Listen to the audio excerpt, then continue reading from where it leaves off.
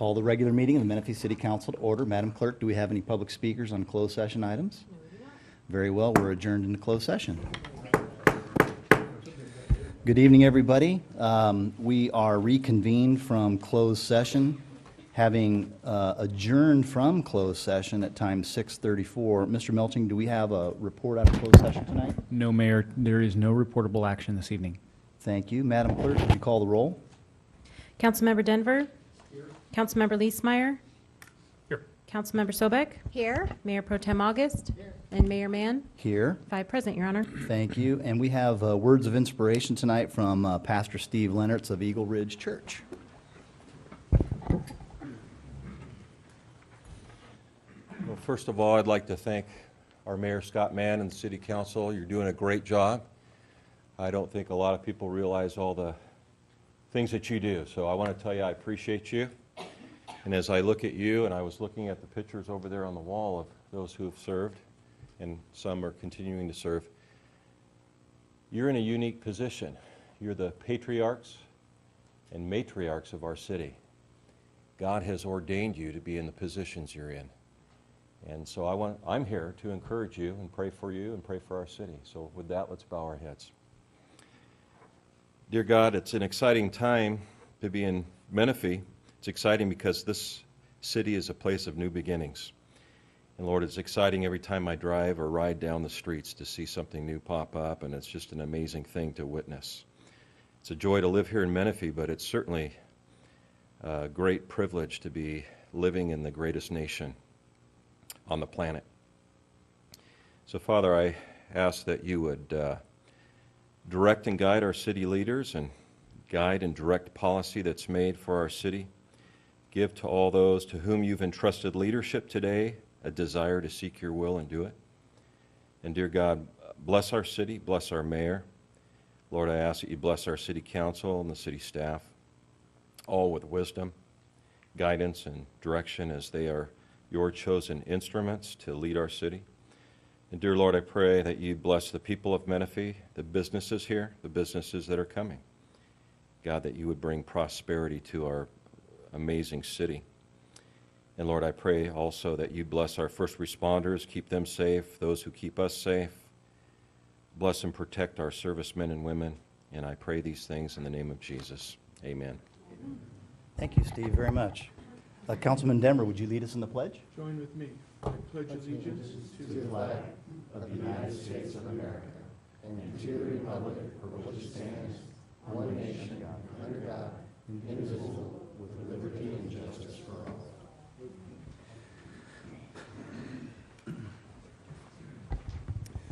Thank you all.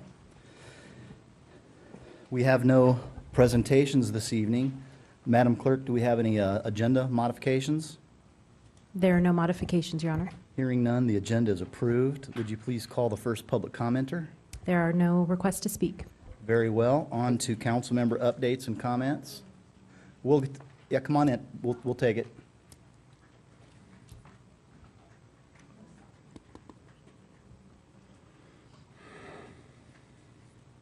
Do you want me to speak now? Oh, yeah, right there. Oh, You're the one and only. I can. I just wanted to hello, everybody. I just want to introduce myself. I'm Lisa Almendarez, Empowered People of Menifee. I'm also Moms Across America Menifee leader. I did send everybody an email. Thank you for your response, Lisa and Matt. I also did send this to everybody today. I don't know if everybody got it. I don't really have much to say. I know I just sent that out yesterday. I just wanted to introduce myself so you guys know who I am. And just wait for your response. Very good. What's going on with this? Why don't you tell, for the benefit of the public, what is it that you're presenting to us? Briefly. I presented a letter about Roundup glyphosate that is being sprayed on our city parks, our playgrounds, and our schools. And I am asking the city to remove that and not use that anymore in our town. Okay. Thank you very much. Thank you. I'm sorry, I have to leave to my sons at a baseball game. That is, I'd rather be at a baseball game. All right, hearing no other public commenters, we're on to council member updates and comments. Anyone? Councilwoman Sobek. Thank you, Mayor Mann. I just want to give an update that I met with the wonderful people in the Menifee, our Menifee Lions Club, talking to them about the Menifee Better Together upcoming day that will be April 23rd. I mentioned this at the last council meeting, but if you weren't here, just to let you know that our Community Day of Cleanup, which is a signature project in the city of Menifee, has become a signature project, will be April 23rd. It will be in the Sun City core area.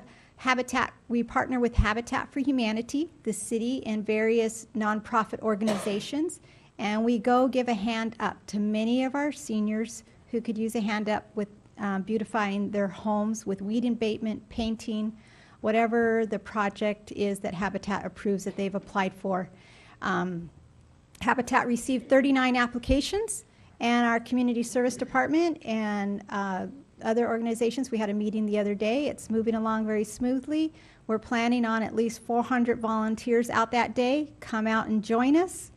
Afterwards, there will be a volunteer barbecue for all the volunteers. And also, as part of the Menifee Better Together Day of Cleanup, there will be a cleanup over in the Quail Valley area for free trash day for the residents that live out there, and many volunteers will be out there as well.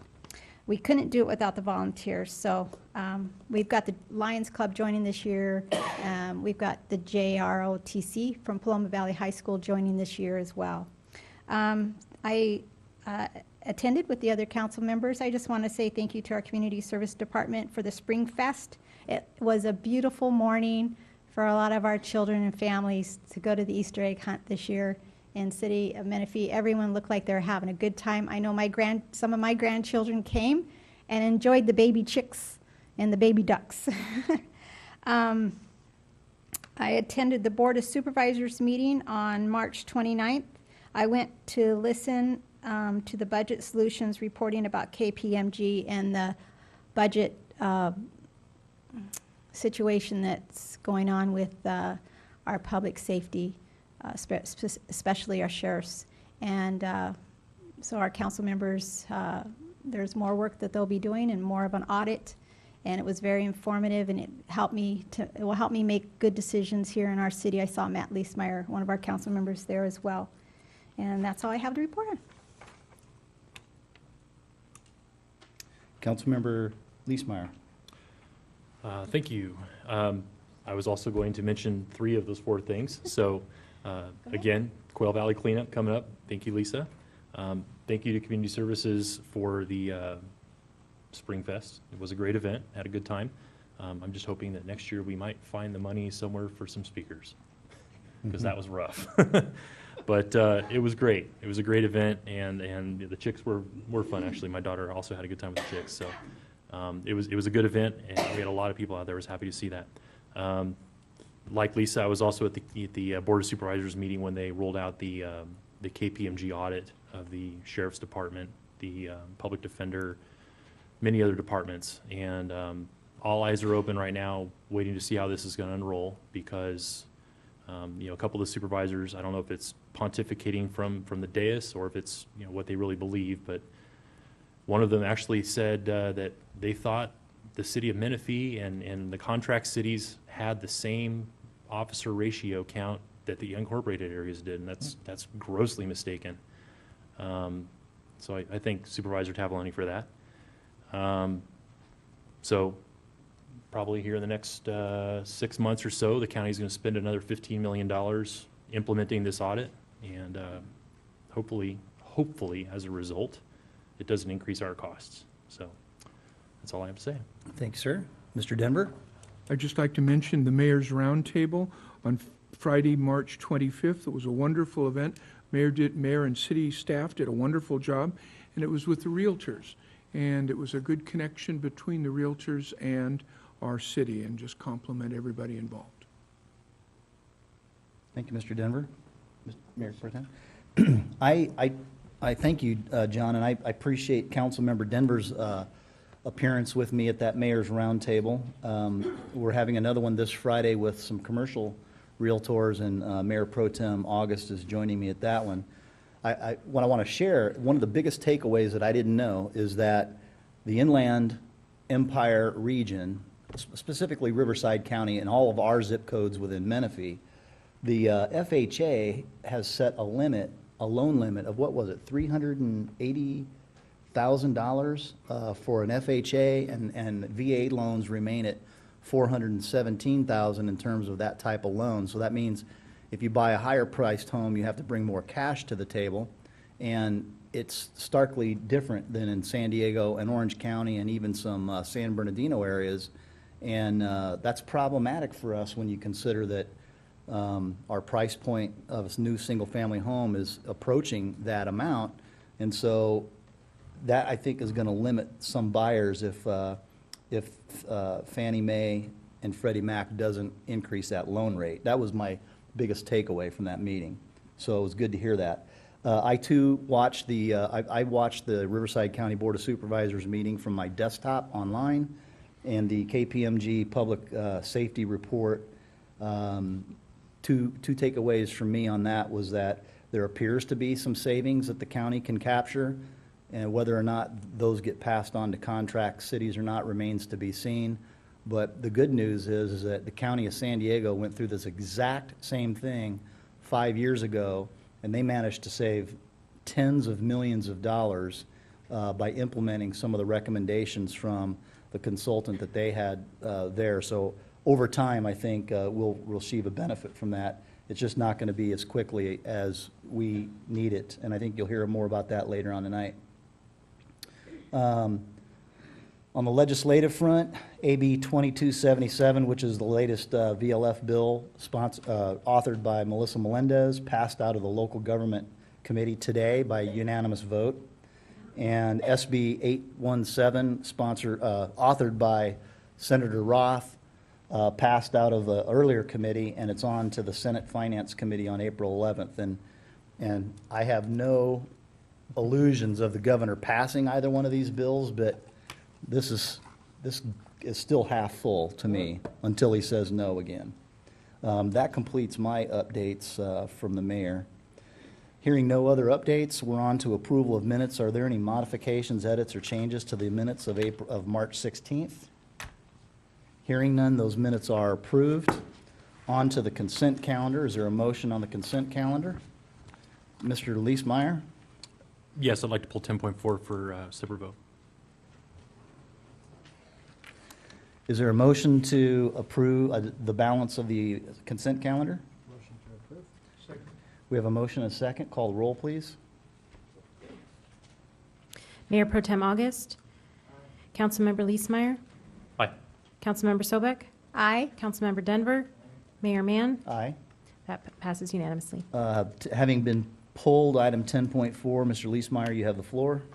No, just simply stated that I may have a conflict of interest here and I need to abstain from the vote. Very well. Is there a motion to approve from someone other than Mr. Leesmeyer? Motion to approve. Is there a second? I'll second. Roll call vote, please. Councilmember Leesmeyer abstaining. Councilmember Sobek. Aye. Councilmember Denver. Mayor Pro Tem August. Mayor Mann. Aye. That passes 4-0. Thank you.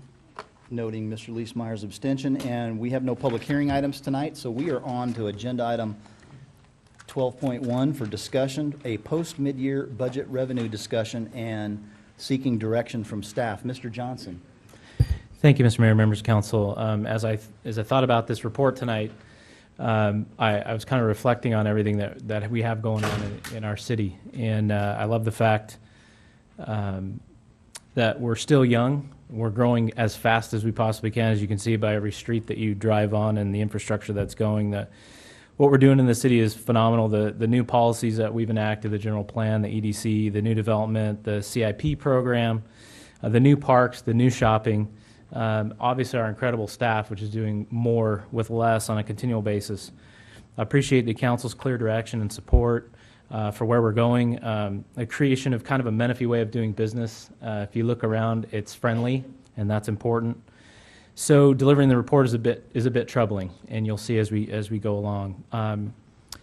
I liken it to when you start talking about your children and what you want for them and their future, but you're not sure how they're going to turn out without the right tools and the opportunities that are presented to them. So the city has seen in the following in every year of its existence, and we're still pushed through to build a wonderful community. We've got increased costs of doing business on a weekly, monthly, annual basis. With police and fire increases, our road money's been reduced. We're looking for infrastructure financing assistance, but that's pretty difficult to get. So Menifee has many needs, as you'll see as we lay out here in the discussion here. I believe, and I believe the council shares the same sentiment, that our residents deserve the best from our growing, beautiful city. But how do we get there? What's coming forward, and how do we move? So many of you are obviously familiar with the profile. I mean, you wouldn't be here if you didn't. We incorporated in 2008. We have 46.8 square miles. We had a population of roughly 64,000. We're now at 85. We get a new population figure on May 1st. I anticipate 2,500 to 3,000 more residents, so we're looking around probably 88,000 in our population. We started with 15 employees. Half of one was a half employee. I don't understand that, but we had 14 and a half contract. We're up to 56 now. Our officer rate per thousand was 0.7 when we started. It's 0.58 now. We have the same amount of firefighters, same amount of fire stations. However, we're getting our first one built. We're going to be relocating Fire Station 7, a $4 million project, which is funded by developer impact fees for public safety. We're moving that just south of Cherry Hills on Bradley, and we look forward, I believe, to the 27th. I don't see Gene in here to give me a wave, but I think the 27th we're doing a ribbon cutting on that, or not a ribbon cutting, but a groundbreaking, so that's pretty exciting. Our general fund was about $16.9 million. We're about $30.9 now as of mid-year, and our reserves are from 8 and 7.5. I think there's a little bit of miscalculation on the reserves. I think that number might be flipped. I think the 7 was the first and the 8's now. This is a snapshot from incorporation. The median age was 56. It's now 37. Our number of households have gone from 24,000 to 31. The average household income has increased from 54,000 to 68, and the median home sales price has gone from about 288 to 372. Phenomenal growth in a very short period of time. I wanted to start out by saying that the city funding and revenue structure by department is very important, because what I'm really going to focus on is the general fund. And in that general fund category, there are certain things that are funded as we move forward. So most of our administration, general supplies and overhead in our departments and police and fire are funded out of the general fund. There are some other departments that we have that are not funded out of the general fund. Mostly, if you look at community services, we have a community facilities district, we have community service areas, we have landscape and lighting maintenance districts, and we have DIF, and those fund a lot of our community services activities. So when we're talking about expanding our community services eastward and through that valley-wide component, the effect on the general fund is going to be minimal, because most of that revenue, $3-point-something million, comes through an L&LMD, lighting and landscape maintenance district. So the effect of our general fund is going to be minimal. When you look at public works and what we do with our street crews, the majority of that is through gas tax, Measure A, some CFD money, L&LMDs, and DIF. So our engineering component and our planning, building inspection, and planning and the commissions and the work that we do is typically, I think we can categorize that through our development fees. So the reason there's asterisks all over the place is those funds that come out of the money that comes out of those funds cannot be used for police or fire or contract costs and personnel ongoing. They can sometimes be used for capital improvement costs, one-time capital improvements, but when we talk about the general fund, we're not talking about these other funds. And when we're talking about these other funds, we're not talking about how they can be used for police and fire services. Just want to make that clear up front. So I prepared this for council. There was some discussion 6 to 8 months ago about when Mr. Johnson, when are you going to do a 5-year projection?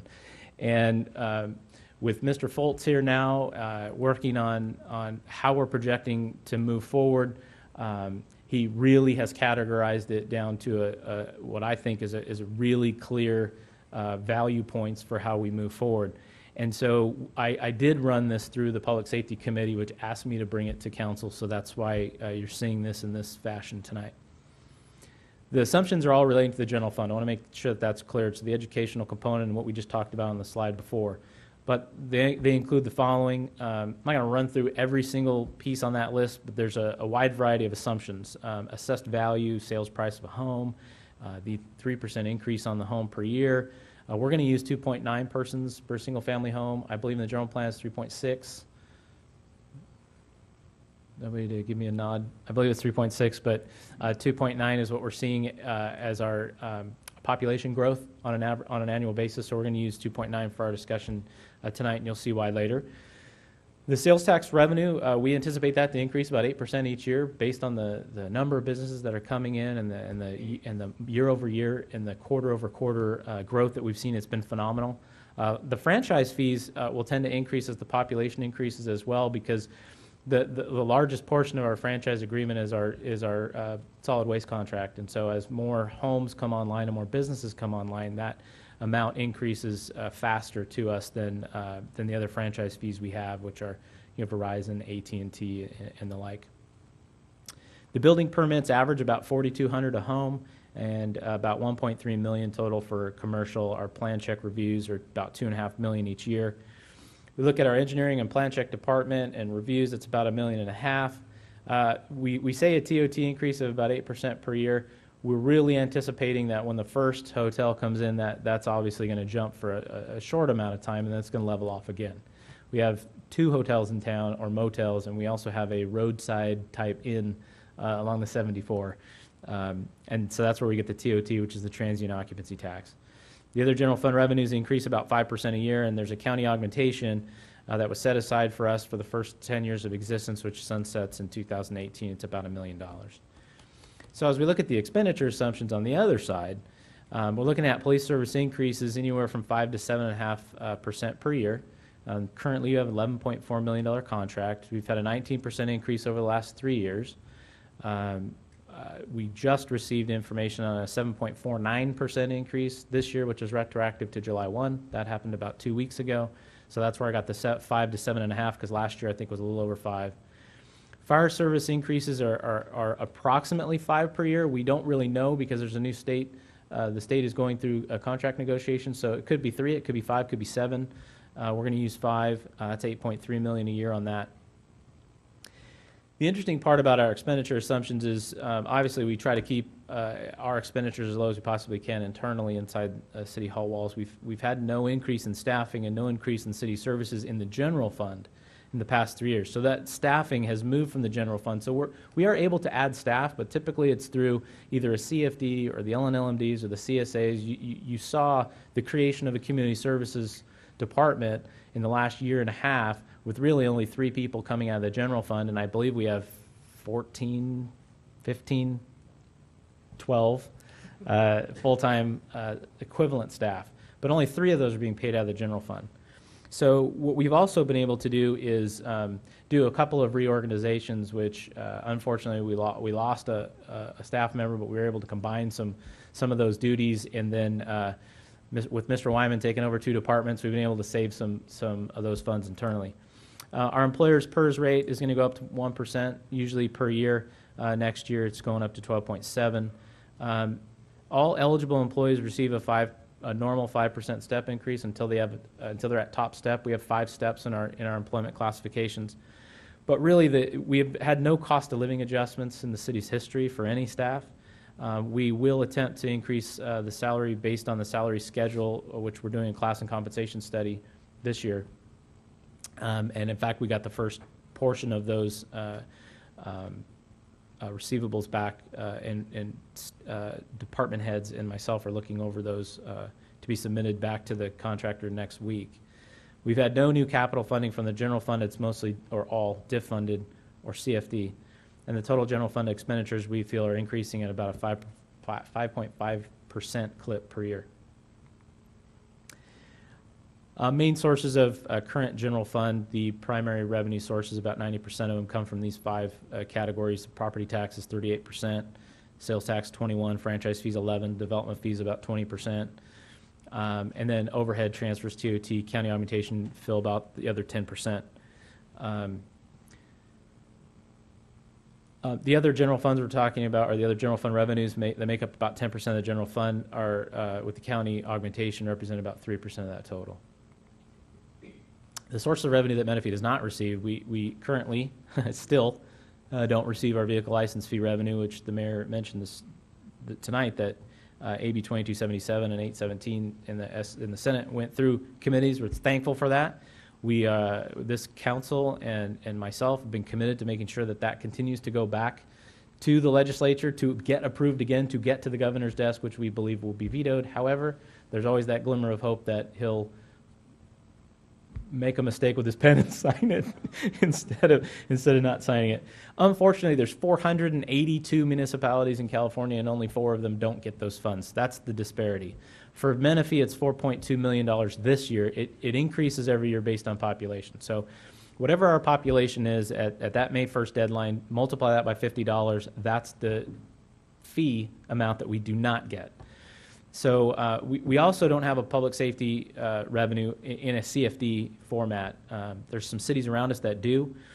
Paris has a couple of them, and there's 2 numbers in here. So if you look at the 2001-3, that's the year it was created, and the 3, I think, is just their number. I don't really get what the 3 is, but the first number is for dwelling units, and the second number is for apartments. So in Paris, it would be 317 for houses and 63 for apartments. Lake Elsinore, which you'll see was the fastest growing city in Riverside County, wasn't stunted by these. They have 2, and you can see they were done in different years, 2003 and 2007, and there's about $100 difference between the 2 as they move on, as things got more expensive. Wildomar, one of our sister cities that started the same year we did, they did one in 2013. San Jacinto, Palm Springs, and Desert Hot Springs have those. We also have no water, sewer, or electric utilities, and these are known as ratepayer services. And why that's important, or why that matters, is if we did have a utility that we operated, you can typically combine functions. Riverside Public Utilities is a prime example. All of their engineering for their entire city is out of Riverside Public Utilities, so the ratepayer pays for the engineering of the roads, the structures, and those things. In Corona, they moved engineering into water utilities, or Department of Water, and it was Department of Water and Power, but they don't have power anymore. So the DWP took over all of engineering, and they also took over parks and recreation and landscaping, which was interesting, but they used the model that in order to really save water, they needed to have that function of parks, maintenance, and ongoing operations in DWP, so they could control the cost in that function a little bit greater. This will be alarming at first, but then I think you'll get the takeaway. This is our forecasted projections, and I apologize, the numbers slid a little bit between my computer and how we got it on here. But if you start on the far left, it was 29.6 million when we started the year. It's 30.2 now at mid-year, and you'll see where we had a balanced budget, we had a balanced mid-year. Awesome. Next year, we're starting to see a little bit of slippage. Looking at about a $2.1 million gap as we see it right now. Now, we did put in a strategy in place this year that we didn't have last year. Staff didn't appreciate it too much. But we took these numbers and we gave staff what their expenditure was for next year. So anything that comes over that expenditure number is not going to be approved.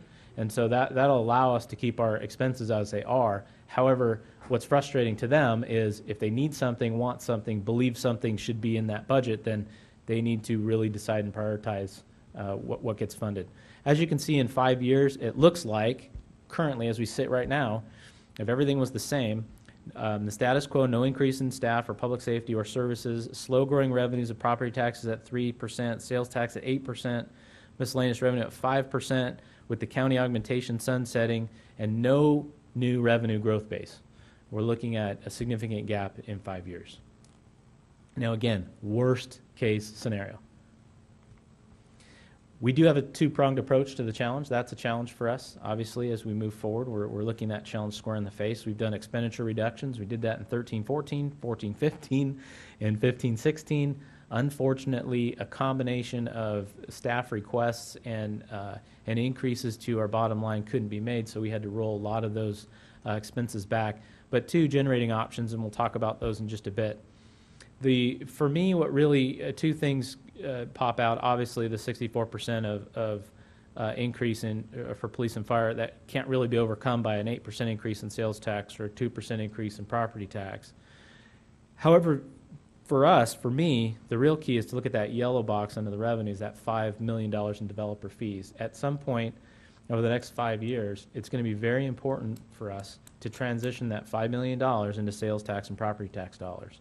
Because as we get built out, and I don't assume in 5 years we'll be built out by any stretch of the imagination. It'll probably be 10, maybe even 12. However, that number is going to slightly start going down. And so where we may have 5 million now, or we hope maybe that we're not at the height of our development fees and that goes up to 6, at some point it's going to start going down. So what does all this mean? We're going to continue in our expenditure reduction efforts. We're not going to have any new general fund positions without either staff reductions via reorganizations or converting consultants to full-time staff. You've seen us do that a number of times, and it's worked. We were able to take a contractor like PV Maintenance. I hate to call anybody out, but we were spending $1 million a year for staffing on that through a contract. We're now staffing with 4 phenomenal employees in Public Works, and that cost us about $336,000. So we've saved nearly $700,000 that we've put into the streets, and actually they are actually doing the labor in the streets, whereas before we had a contract company who was contracting to do some work in the streets. So now our staff, which has an ability to see things that even we don't see, I think, at times, and to create solutions and go out and solve problems for us instead of billing us as a contractor to go out and fix things, has been incredible.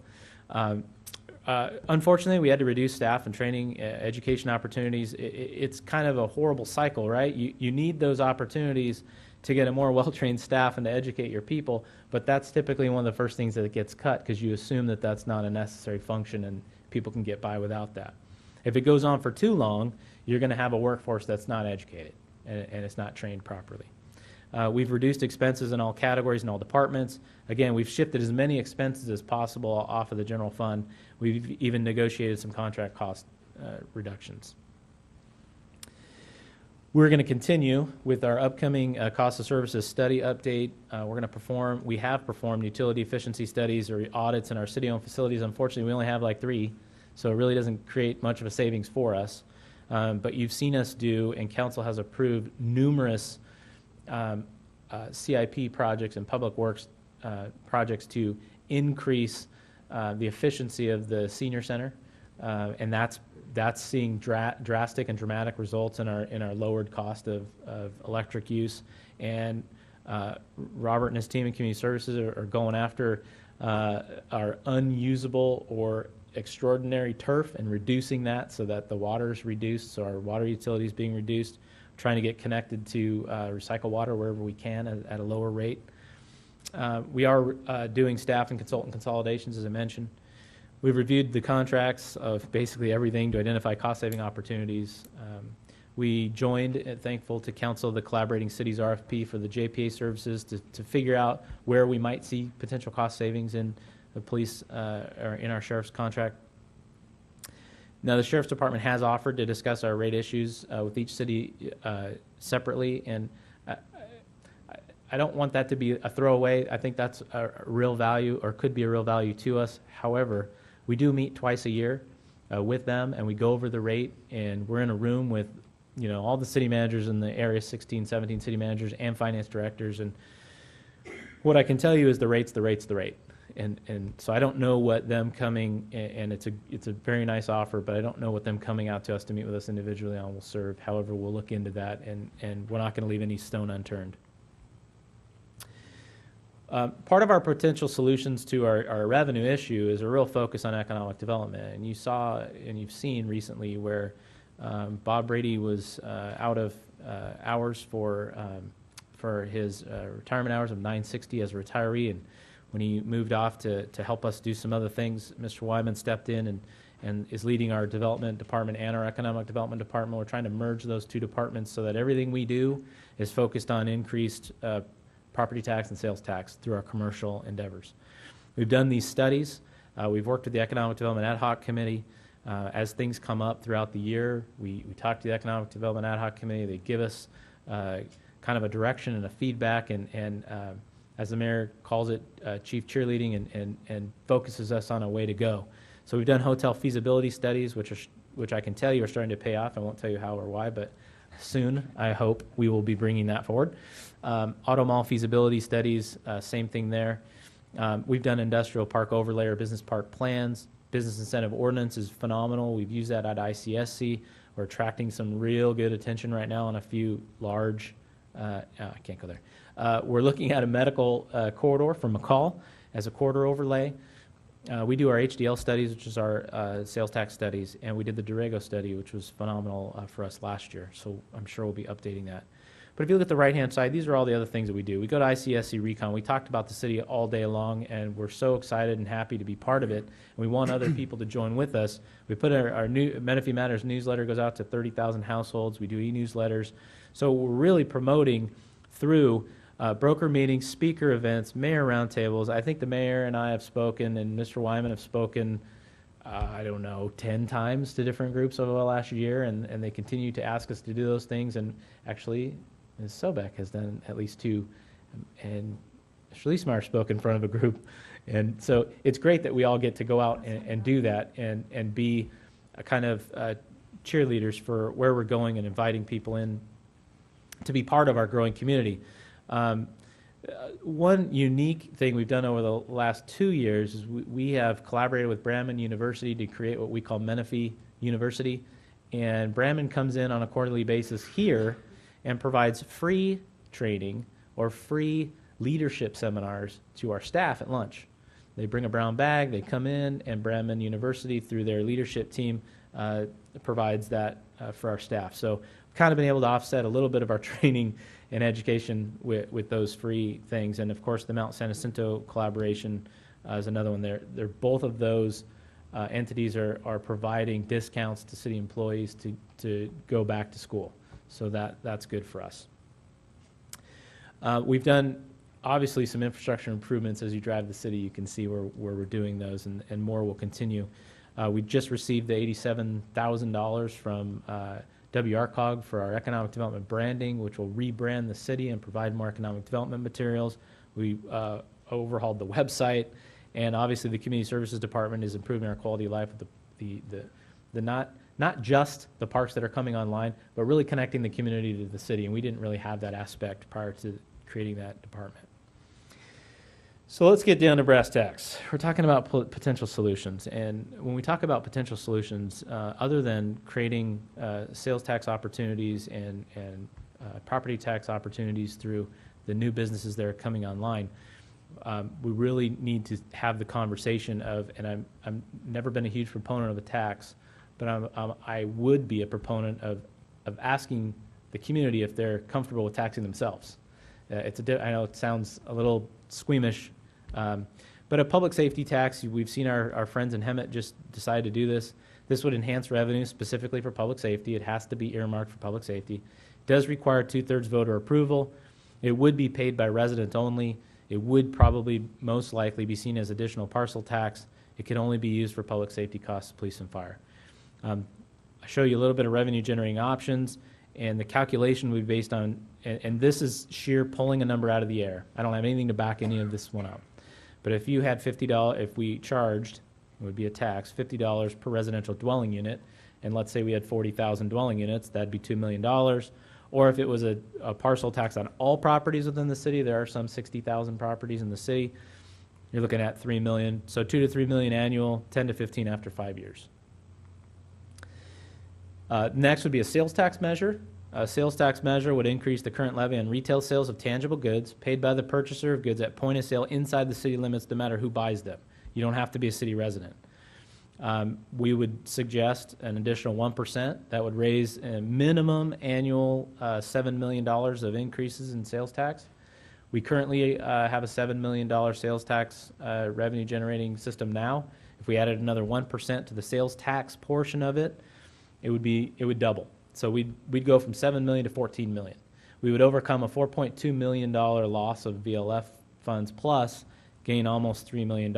And it would be a general ballot measure. It would require 50% voter approval plus one. It could be used for any general fund needs. So we're talking about our roads, our streets, our infrastructure, our police, our fire, our code enforcement, and our personnel.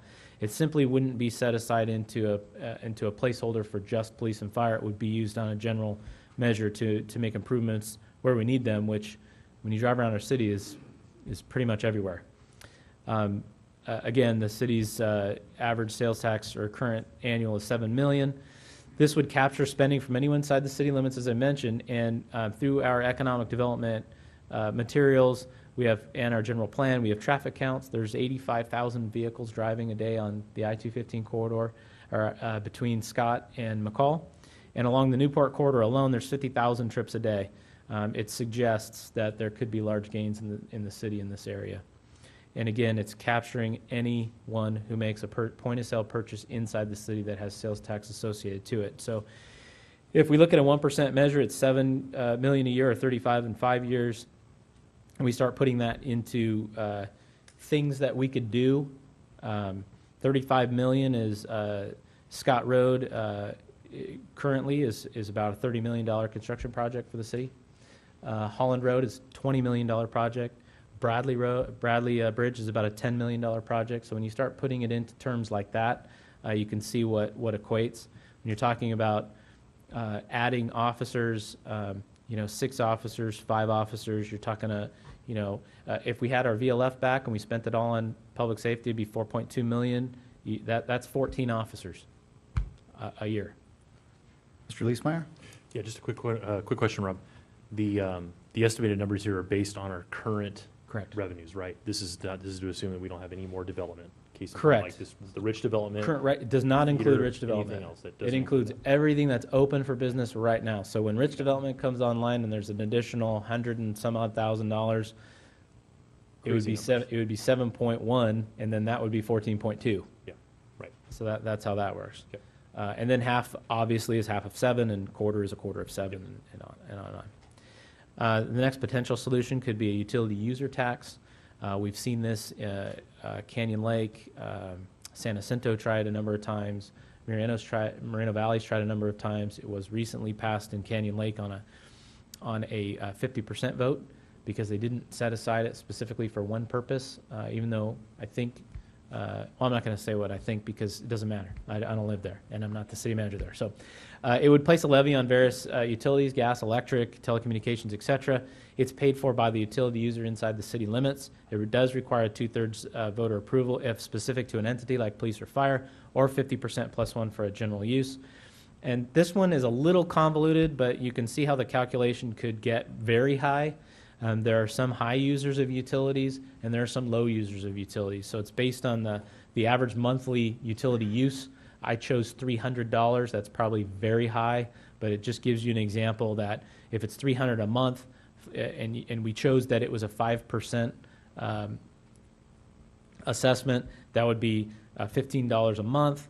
And per dwelling unit, 180 times 40,000 dwelling units, you're looking at $7.2 million a year, and then 5 years, you're looking at $36 million. That's a lot. That's a lot of tax on the use of utilities. Now, as the utility user uses less, that $15 becomes less, and then that calculation becomes less. Community Facility District for Public Safety would assess purchasers of new homes in the city an annual fee to fund public safety costs. This, again, is specific to public safety. This is the only real authority the council has to enact a new revenue option as a policy matter. It would be on new dwelling units. A CFD for public safety, it obviously depends on the number of homes obtaining a certificate of occupancy in a particular year, but I would just use 400 a year. That's what we've been kind of averaging here. And it's around, I think what we had proposed prior was 526, 517. Bruce, was it 526 or 517, around there? We'll look at 500. That's about 200,000. I like round numbers. I like zeros and zero. I like numbers and zeros at the end, or 5s, because they're easy to calculate. So you got, in year 1 you'd have 200,000, and then in year 2 you'd have 200,000 plus the new 200,000, so you have 400,000, and so on and so on and so forth. A precedent has been set in the region by Elsinore, Palm Springs, Paris, San Jacinto, Wildomar, and Desert Hot Springs as examples. So I know this is a lot of information. I really appreciate being able to deliver this to the full council after the Public Safety Committee recommendation, but here's a takeaway summary. The VLF, we've attempted 3 times so far. I'm sure there's more attempts on the way. We're not giving up that fight, but he has vetoed the last 2. Menifee, we obviously should continue that. We've done that. AB 2277, which this council has supported, SB 817, which we support, have made it through both committees today. The results from the KPMG study are starting to trickle down. I'm unsure of how that is an answer to our expenditures for the sheriff's contract, but we could see some savings there. The Cooperating Cities RFP for the public safety that we've put out, the study won't be complete for another 5 months. I'm unsure of what information that will provide. It may or may not lead to any cost reductions, don't know.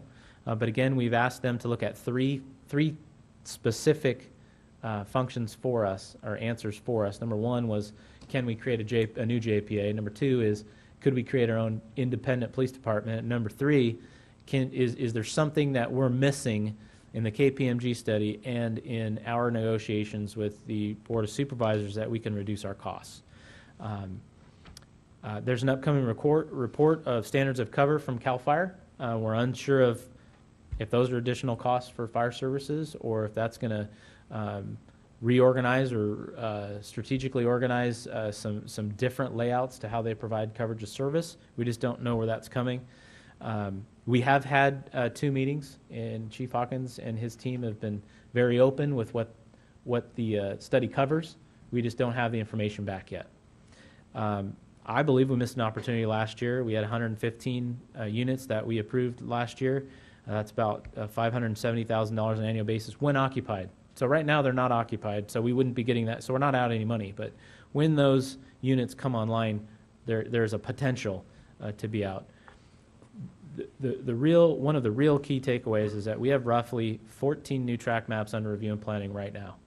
Those 14 new track maps have 3,525 new single-family homes and 150 multifamily units that are coming through an approval process. Now, that could take a couple of years to get through the approval process. However, when those are fully occupied, built and occupied, it would amount, if we left this $516 per unit, $1.8 million annually plus we can't really think about the 570 that's gone, but if we take the 2.9 number, which I suggested we use in the beginning, that 3,525 units at 2.9 people per unit is another 10,000 residents. If we're at 1 per 1,000 for our officers, that's another 10 officers.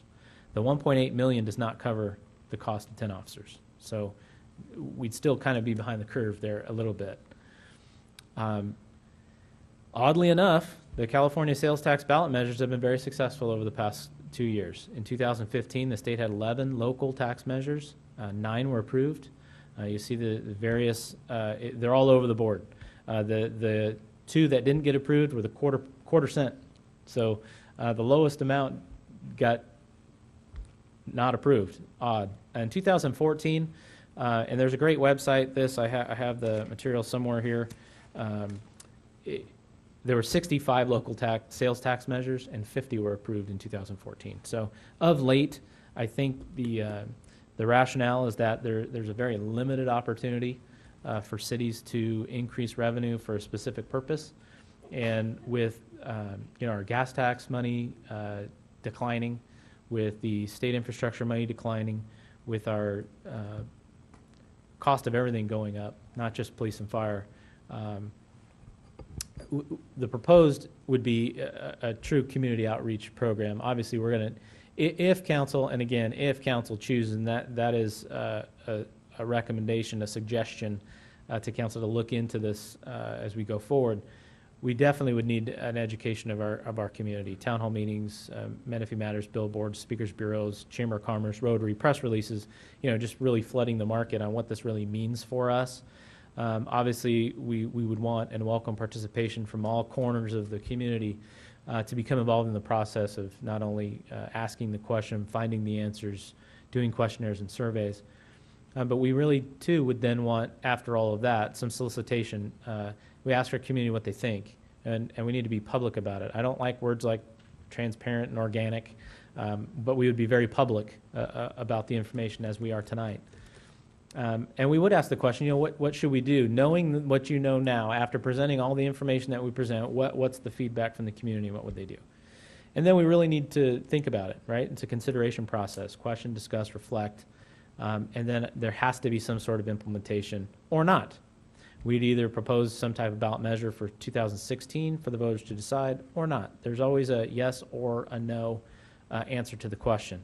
So I appreciate you letting me take all that time and speak about this. It's important to us as we move into our future. So obviously the recommendation tonight is the same that it was when we walked in. Receive the presentation and provide direction, have a great discussion, I hope. There is a request, and it looks a little hefty, but that is to authorize the city manager to engage consultants and or experts in this field, in this subject area, to design and conduct community outreach efforts in an amount not to exceed $50,000. Why did I choose $50,000? My contract authority invested in me by you is $25,000. I don't believe that it's going to be less than $25,000. I don't believe it's going to be more than $50,000, but it's going to be somewhere between $25,000 and $50,000, but I don't know what that number is. So if it's $50,000, I'll make sure it doesn't exceed $50,000, but I believe I can do it for a lot less. There are consultants out there working in communities near us, around us, in the region on this same exact issue, and we could most likely move forward on a contract that's already been let and join hands with somebody in our area, in our region. And thirdly, it's to designate the Public Safety Committee to provide feedback and general project guidance to staff. This council asked me to work with the Public Safety Committee in the beginning. We formulated this information. We talked about a lot of things, and what was important to the city is how are we going to generate revenue. We believe, and I feel very strongly about it, we don't have an expense problem in the city. We have a revenue problem, and that is the $4.2 million bogey on an annual basis that we don't get. And so there's no way we can continue to shave $4.2 million off our budget on the expense side every single year as we move forward. It's not going to happen. City services will decline. We will have to look at other options, and that includes removing staff, removing programs, not doing things, maybe taking some of our parks down. I mean, these are things that are very difficult decisions that, quite frankly, I want to bring this up to you now so that we don't have to do that. So we can think of solutions, and I'm sure there may be some solutions outside the box that I presented tonight. But I really just wanted to get this information out so we can start talking about it and figure out a way that we can move forward. So as per the staff report, I would return to the City Council the report detailing the findings of the community support for a sales tax ballot measure. That's my recommendation for November of 2016. And with that, I'm available to answer any questions or sit by and listen to the discussion. Let me start off by just saying,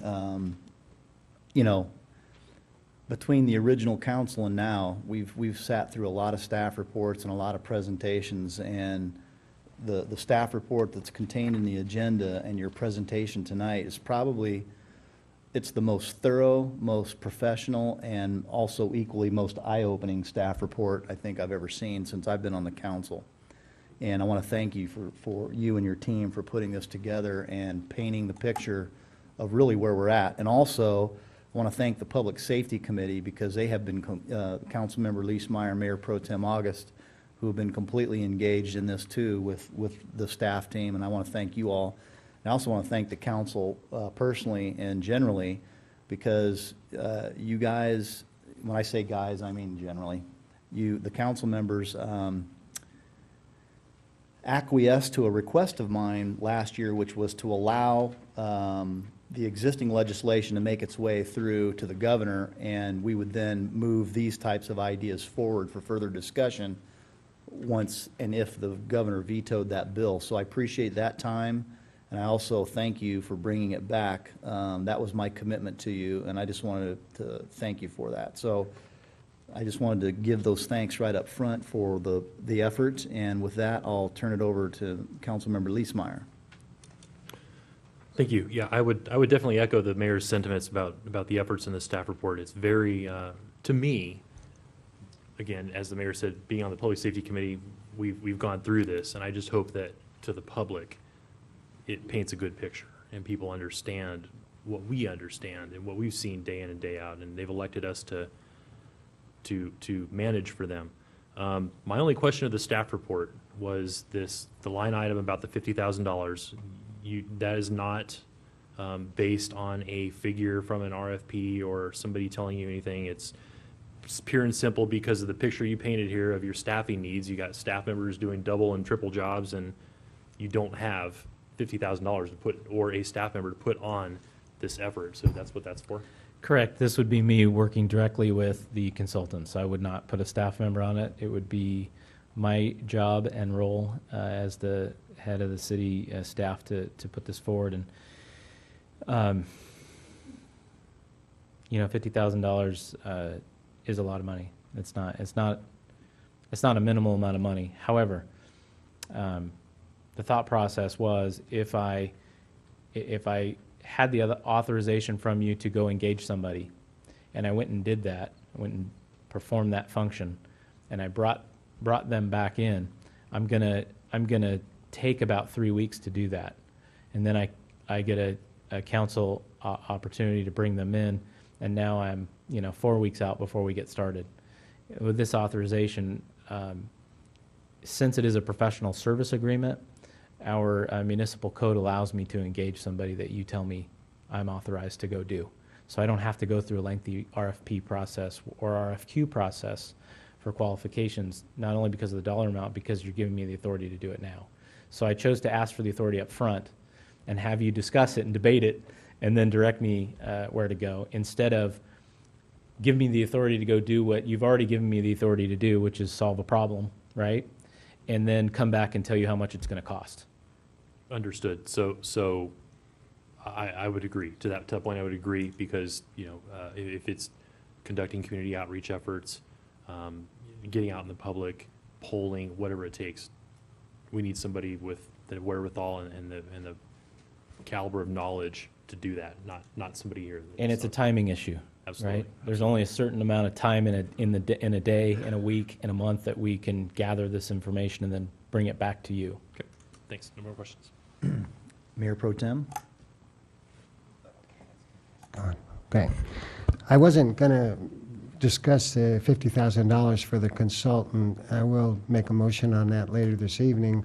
My opinion on that is going to be, but it's going to be up to the council, is that we have enough resources in town, and you mentioned them in your report, so that we get the word out. It's kind of hard for me to sit up here and listen to the city talk about the conditions that really exist financially, and then go out and spend money for a consultant for that. I do believe we have the resources. We have the resources on this council. We have papers, newspapers, Menifee Matters, et cetera, et cetera. So I'll return to that in a little bit. And we can, as I understand it, we're probably going to bring some of this back for the next council meeting. Hopefully, at least that'll be one of my messages. But I did want to give the council, Lisa Sobeck particularly, and the people in the audience, a little history on this issue. And it really all started back in January 2015 when there was a notice of intent filed. We had a meeting on March the 4th on 2015 where the council voted unanimously to pass the public safety CFD. 2 weeks later, and on the second hearing, it was decided by the council that we might have acted in haste, so therefore we postponed it, and we did so, and the mayor mentioned this, we wanted to wait for SB 25 to see what the governor was going to do with that. So I believe the governor signed, vetoed it on September of 2015, so we're 5 months later now. But I wanted to give you a little history of what went on at the meetings in 2015. So I'll just go ahead and read some prepared statements, and then I'll be happy to join the discussion with the council and maybe make a couple of motions if nobody else does. So anyway, to give you a little background, we've had 3 council meetings on this subject, including the one tonight. 2 staff reports, hundreds of hours of research and analysis by the staff, $4.7 million in cuts in the 2015-16 proposed budget, spreading more work, as Rob mentioned, we're spreading more work around to the staff, asking them to do more. Now, we've had no new hires from the general fund. We've engaged in attempting to renegotiate city contracts, deferral of general fund expenditures, reductions in, we'll talk about this maybe a little bit later in a question, we have reductions in Measure A and gas tax allocations from debt service on bond sales and cheaper gas. And we had cutbacks in the training, as has been mentioned tonight. All the time in the past year, while the population has increased by 1,000 residents, public safety expenditures, 64% of the general fund have increased at 13%, and with no decline in sight. As our late and great friend, Mr. Edgerton, warned us at the March 4th meeting last year, that all of this really points to it will finally result in a reduction in services, as the city manager pointed out. So the farther we fall behind and the gap increases between expenditures and revenues, the longer it will take to catch up. It kind of compounds on itself. So, and we've had a year to think about it, as I'll point out in a minute. So, in my opinion, probably not tonight, it's time for decisive action on the part of the council, finally, and not procrastinate again and waiting for the voters of the results of studies or audits. That'd be nice. They can be solutions, but I'm saying perhaps at this time we should not be waiting on them for the solution.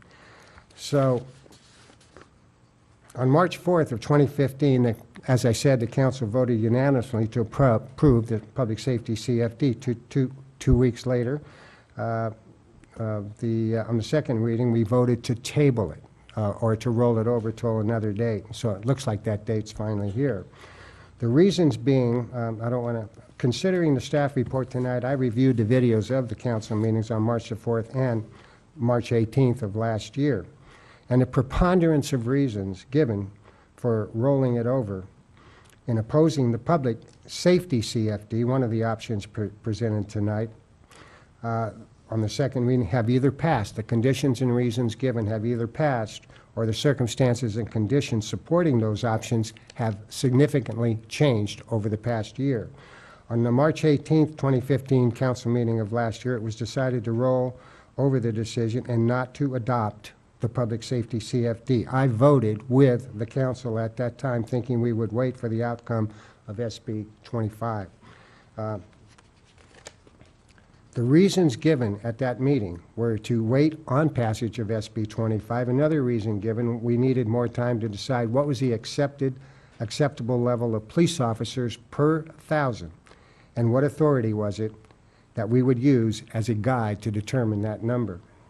Another option was, according to police chief at the time, Captain Judge's annual safety report, given at that very same meeting on March the 18th, was that crime had actually spiraled down in the previous 2 years. It was also suggested by a council member that property taxes would slowly and eventually take care of the problem. So I'm going to, in a couple of minutes, call up Captain Ford. I want to answer a couple of questions for me. So I think over the next 2 weeks, we're going to have to decide the council what we're going to do. So I think any input we get from Captain Ford might be useful and helpful to the council. So there was at that time by the council of a city-wide tax, and that was discussed by Mr. Johnson. So we've all, obviously, except for Ms. Sobek, had a year to think about this, do our research on the proposed public safety CFD and now others. And coupled with the staff report we've heard tonight and the changes that have occurred in the past year, I think it's now more than ever a reason to take this matter seriously and perhaps act on it at the next council meeting. We've heard about Mr. Leesmeyer told us about the KPMG report. We've also involved in a feasibility study with several other cities to look at some of possible solutions for our situation down the road. But there's nothing certain in those, in looking at those studies. There's nothing wrong with looking into those studies, but there's nothing certain or concrete in those solutions to help solve the problem that's immediately before us. So I do want to remind the council, and I don't think Mr. Johnson mentioned this tonight, that public safety ballot measures do fail. I think he's going to correct me on this, but I think recently two failed in San Jacinto and one failed in Canyon Lake, but the one in Canyon Lake eventually got turned around and they did pass something out there, and I'm sure I'll get corrected on this. So anyway, we need to close the gap. I think the council's ready to do that, although we won't be able to do it tonight. So after the discussion tonight, hopefully we can get a couple of motions and maybe get to this as soon as we can. But is it okay for me to call up Captain Judge, ma'am? I mean, Captain Ford? We'll, let's do it, let's take Councilwoman Sobek's, and Sure, then we'll take absolutely. public comment. Okay. But I want to, well stated, Thank you. a historical retrospective of what we did and where we're at today, and you captured all the points, so I thank you for that. Thank you. Ms. Sobek? Thank you. I just want you the council to know that I did review March 18th's council meeting from last year, so I could be up on board on things. I want to thank Rob for your report. I think it was very informative and well done, like what was said. I'm anxious to hear from those that are in the audience tonight. I know that I took an oath when I took this office that health and safety and well-being was the #1 thing that I should look for in the residents and in our city. And I always ask myself, the most important thing that I do is to protect the citizens and protect our city. And so we've had a lot of information given to us tonight. Sometimes things happen and they're not of our doing. And I believe that our city's kind of in a perfect storm in that situation. We've had Prop 47, and which was the felony reduction proposition that took felonies down to misdemeanors. We had AB 109, which let out criminals earlier. So over not just our city, but over county-wide, I understand that smaller crimes in cities are up 13%, and up in the unincorporated cities, they're up 16%. We have the not receiving the vehicle license fee. So we have these propositions, the lack of vehicle license fee. We're a new growing city, up and coming. And we have our public safety sheriff's costs. And so I believe that we're in a situation that we didn't ask for, and that is no fault of our own. And we're going to have to make some decisions and keep you safe. I believe from being on the planning commission and working on the general plan, all I kept hearing was we want quality in Menifee. We want quality in Menifee. And so will people continue to move here? Will the home buyers be able to sell their homes if we're a city where the crime is up and frivolous? Or do we spend a little money and put something on the ballot and let you make that decision? Let the residents make that decision, what they want to do and how they want to be kept safe and where they want the quality in the city. I feel that's where I'm coming from. I want the residents to be able to make those decisions. And so I'm anxious to hear from those that are here tonight. I'd like to hear your opinion on the report to help me make my decision. So, thank you. Madam Clerk, how many public commenters do we have on this agenda item? I do not have any requests to speak. Thank you. We'd call upon Captain Ford as staff to come to the podium for a couple questions, if Captain Ford is here. I know he said. You asked him to be here. Yes, I did. Yeah, I warned him, let's put it that way.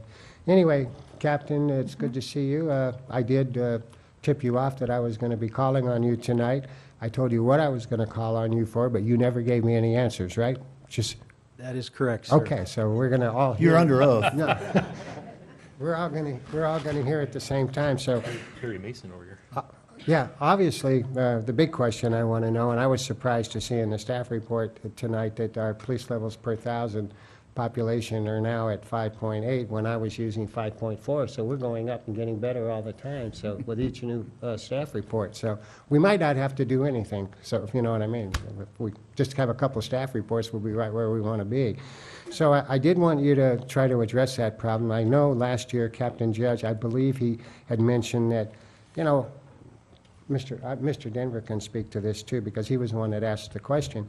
Do we need, who gave us the number 1.0 that we're all trying to strive for? Can we live with less? And I think Captain Judge said something, and correct me if I'm wrong. He said, well, I think Menifee can live with 0.79 to 0.8 officers per thousand. The question was asked, well, who determines what level of police officers we need?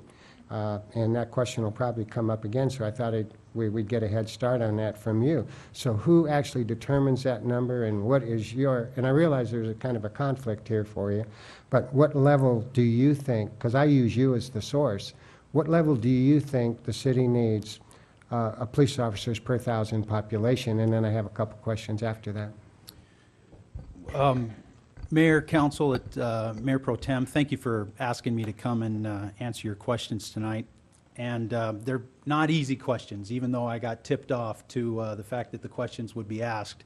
But they definitely aren't easy questions to answer. The 1 per thousand number is a rate of employment for sworn police officers. It's a number like any other rate that is an equalizer to help jurisdictions compare their staffing levels to other jurisdiction staffing levels in a meaningful way, much the way you would in crime rate controlling for population. When you're looking at your decision and where you want to staff, the relationship, your staffing levels, and as it relates to your surrounding cities are relevant. I'm sure at some point in our history there was probably a time study behind the 1 per thousand number. That is to say that man hours were evaluated in their relationship to reactive police service demands and the ability to deliver proactive police service. It's logical to conclude that when the time you need to meet a given police service demand is exceeded by the number of hours that you have to meet that demand, then the effectiveness of your police force is being compromised. There's also some, and that would lead us to a staffing model of hours of service versus how long it takes to meet the demand for those service. And I'll get to that in a minute, but let me also talk to speak to some logical value in matching our neighbors' staffing rates. I'm a little bit of a hunter. And what I know about hunting is that when you hunt an area of high pressure, the thing you're hunting is usually not there to be hunted.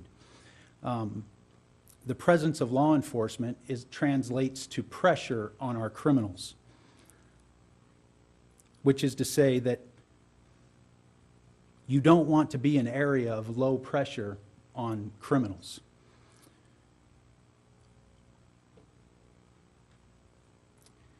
Let me give you an idea of what some of our neighbors are currently staffed at. Well, let me tell you about the national rate. The national sworn officer rate is currently 2.3 per thousand. That's for the entire nation. The national rate of sworn officers for cities with populations of 50,000 to 99,000 is 1.6 per thousand. The rate of Pacific cities, Pacific region of the United States, is 1.1 per thousand. Temecula is somewhere in the neighborhood of 0.88 per thousand. Hemet is somewhere in the neighborhood of 0.87. Murrieta is in the neighborhood of 0.82. Lake Elsinore, if you factor in their school resource officers, is in the neighborhood of 0.81. Paris is in the neighborhood of 0.8. Moreno Valley is dropping down to around 0.7. Menifee is at 0.8. We also have a school resource officer when you count 0.8, because it's a sworn officer rate, you have to count all the officers employed by the police department. So the 0.8 factors in me, and it actually bumps to 0.9 when you factor in a school resource officer who's active in your city limits, not because you pay for him, but because the Paris Union High School District pays for him. He's also working to meet your police service demand. But as you can see, we're well below most of our neighbors. Canyon Lake's a little bit below us at 0.55, but they're a completely different a completely different situation. Now, really, let me transition back to what I was talking about in terms of the time it takes to meet the demand. If you take our current staffing, the amount of productive, regular time hours that they have to meet the demand for service is going to be somewhere in the neighborhood of 70,000 hours. Now, unfortunately, I can't tell you how much every task, how long it takes to do every task associated with the police work here in Menifee, but if I assign some rough estimates to those numbers, things like how long it takes to handle every single call for service or incident documented with a file number. We had 46,409 incidents documented with a file number. Every one of those incidents translates to work for a deputy sheriff. Some of it a lot of work, some of it not so much work. But if you start assigning time to things like how long it takes to handle the call, whether or not a backup officer was on that call, how long it takes to write some 5,500 reports associated with those calls, the time it takes to don and doff a uniform, the time it takes for briefing, all of which are driven by labor law and just the sound practices of police work, the time it takes to get to their beat, the time it takes to go to court for the guys that are working day shift. When you add many of these things up, and there's more, I won't bore you with them, once you've saturated that amount of time with the amount of service, with the amount of demand, there are some staffing models that would say that you should add another whole shift to that point of saturation. So if we follow that staffing model, that would be adding another 10 hours to each shift every day, which would be 30 hours a day, which translates to roughly six more officers.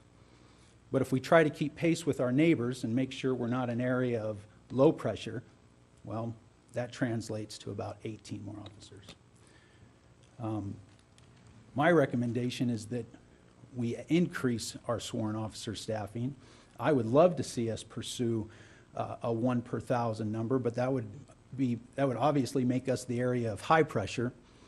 But minimally, we need to be comparable law enforcement pressure on our criminals that are active in our community. You still have the floor, Mr. August. Wow, good, because I have a couple. Now, did I hear you say, after, you confused me for the first 5 minutes of that, but I did catch one point you made towards the end. You said, considering all the information and the data that you suggested, you would think the city of Menifee would need 18 more officers. Did you say that?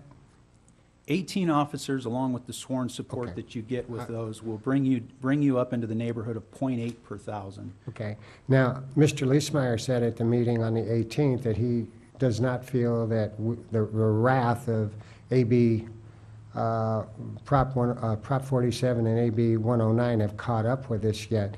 And it's interesting, when you decrease felonies to misdemeanors, and I believe I asked you this question today.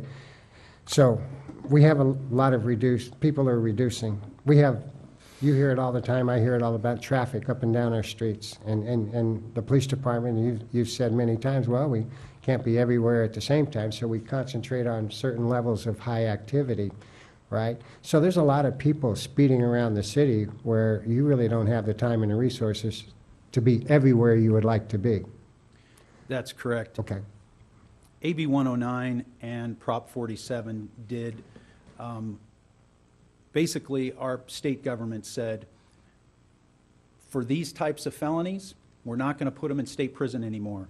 For these other types of crimes that used to be felonies, they're now misdemeanors. The net effect of that is to put a very large population of people with a demonstrated propensity for criminal behavior out in the community. So one thing's for certain, we're not going to be dealing with this group of people by incarcerating them anymore. The governor's made sure of that.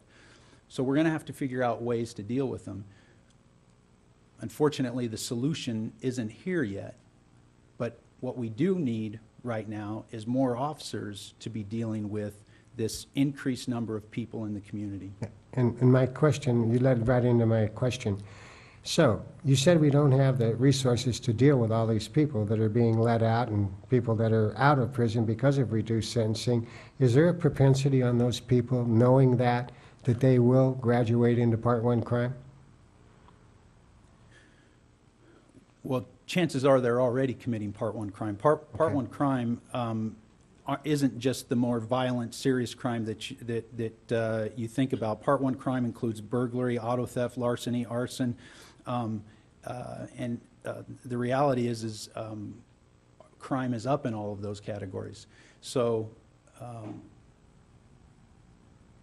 is it fair to say that those people will graduate? Well, I would hope they wouldn't, but I'm certain that, but there's always the chance that they will.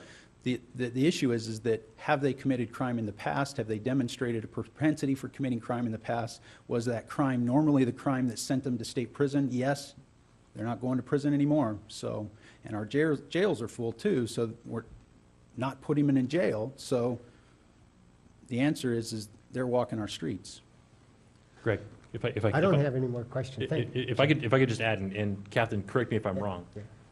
I don't know that we're ever going to realize the effects of AB 109 Prop 47 debacle because, like he said, they've reclassified the crimes. For you to really see what the staggering number is, you'd have to analyze what those crimes were and if they were in fact classified as felonies prior to that debacle, and then you could compare it and say, oh my gosh, this is crazy. This guy would have been in jail for 10 years if he did this crime, but now he's not. You're never going to see that.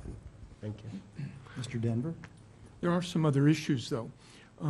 You pay, and some of this I know you don't have complete control over, but you pay your employees, your officers, to dress in Paris, and then you give them meetings in Paris, and then you pay them not only to dress and have meetings, but to drive from Paris to Menifee before they actually go to work here. Plus, also, you have a certain number of your officers who are sworn who end up driving prisoners back to jails when you could use a CSO, which and you do that sometimes, I understand, where those officers are much less expensive than your sworn officers. So there are things that, another bunch of issues, cameras on your cars. If you had cameras on your cars and on certain lampposts where the license number came up, when a crime happened, you could, some say, a local city certainly says so, that you can do a whole lot more with less, with just a person sitting behind TV screens saying, well, there's the car. And isn't there some ways that if you, or don't you now sit down and think about different ways of making those officers more productive per hour? Absolutely. We're always looking for ways to make all of our officers more productive. I'm a small government guy. I'm not interested in spending any more money than I have to. It's my tax dollar going to work there just like it is yours, and I'm very fiscally conservative. You're right about some of the time spent doing tasks that could be done with a lower paid employee. But the fact of the matter is the service that we're delivering out in the street has to first be addressed by a cop, and you always have to have cops out there in order to figure out first whether or not that it's something that can be handled with or I should say in many cases, whether or not it can be handled with a lower paid non-sworn person. Whenever possible and whenever we have the community service officers available, they are transporting our prisoners. Time with prisoners is a big thing. I mean, it's one of the areas of quantifying that demand that I was subtracting from the overall hours. But we do everything we can to make sure that whenever possible, we're transporting prisoners with non-sworn people. But not every non-sworn person can be transported that way. We have very violent people that we deal with that you actually need a police officer, sometimes multiple police officers transporting these guys. You mentioned the commute to and from beat. Whether you have and you mentioned briefing and putting on a uniform, whether you have a police department in the city, you are using a facility in a city, that time is going to be incurred no matter what. Briefings are sound police practice. You can't get away from them. donning and doffing uniforms and equipment, that's labor law driven. You're going to pay for that no matter what. The commute to and from beat, you probably could save a little bit there if we housed people here, but then you have to offset that with the cost of investment into a police facility, and building police facilities is not cheap. You have to be able to temporarily house prisoners there, and there's a lot of regulations behind how you do that. And then you have the ongoing costs of the facilities maintenance. And so trading that for the estimated 15 minutes that it takes to get up and back, driving a police car, of course, there's a cost-benefit trade-off. There's also some other minor things that I'm just bringing them up, and I'm sure you think about them. If you go to a restaurant in town, most of the time, if a police officer's there, the engine's running the whole time. And when you question them, why is the engine running? They say, well, our radios, so it takes an hour, 30 minutes for them to have to come up again, so we just let them run. And that's a lot of gas that is used for apparently operational physical problems in the equipment. They're speaking to the time it takes for the radio and the computer-aided dispatch terminal that's in the car to boot up, and sometimes that can be an inordinate amount of time. And so the officers will sometimes leave their cars running in order to minimize that boot up time. And when you factor in the amount of time that they need valuable information as they're responding to calls, so it's a time-saving measure. And a police tactic measure, but you're right, it does have the gasoline cost trade-off.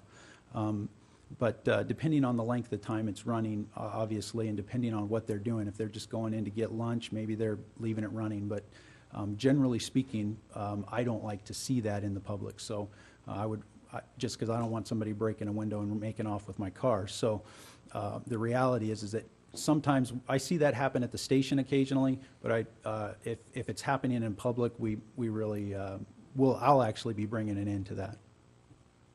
Ms. Sobek? Thank you. Captain Ford, thank you for being here tonight. You've really given us a little bit of education on, sounds like we as a council are going to need to do something to get some more officers. But I do have one question I would like your opinion on. I talked to a captain in another city, a nearby city, and he just shared with me that once crime gets ahead of you, it's almost impossible for the police to get back ahead of it in a city. Can you share your experience on that, and do you agree with that? The issue of criminal behavior is an incredibly complex issue. You're talking about causal factors that span generations and many times defy explanation. But it is true that once it's here, and if you think about what is crime?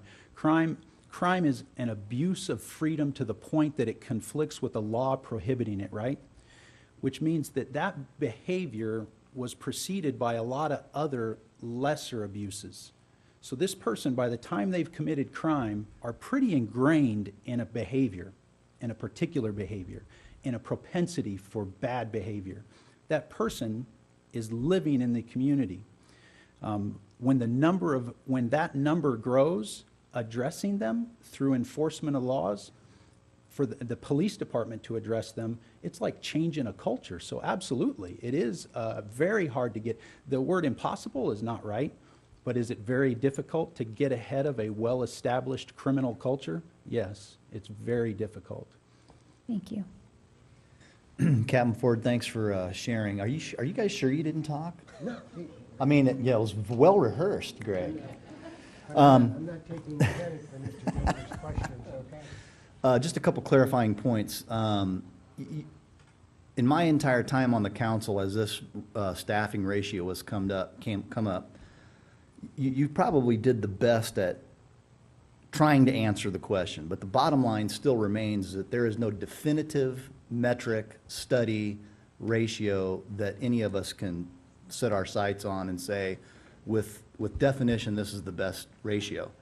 But you did a really good job of articulating it from the national to the region and the Pacific and then within the county. And I just want to clarify, though, you mentioned that Menifee was at 0.8.